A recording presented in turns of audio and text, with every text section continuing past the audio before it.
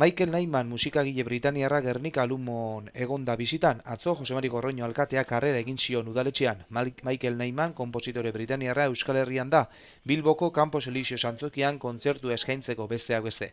Michael Nymanek hainbat pelikuletako doinuak egin ditu hala nola, El Piano, Wonderland eta El ocaso de un amor. Nymanek atzo Gernika Lumon herriak pairatu zuen bombardaketaz interes erakutsi zion alkateari. Bestalde domekan Carlos Saura zine zuzendariaren bizita izan zen Gernika Lumon. Zine zuzendari honek irailean hasiko du Gernika 33 egun filmaren grabaketa.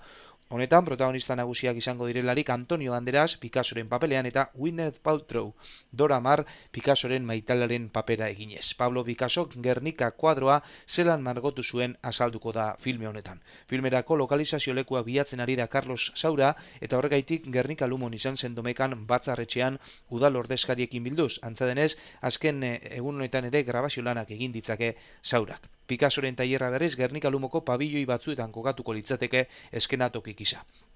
Jose Ramon Amondarai margolari gipuzkoarra lagun izango du Banderasek, izan ere Amondarainek Picassoren Gernika kuadroaren margotze prozesuaren nondik norakoak isladatuko dizkio Malagan jaiotako aktore ezagunari.